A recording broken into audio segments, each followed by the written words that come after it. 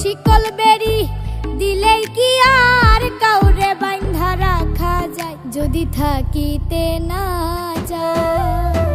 কি লাভ হইল শিকল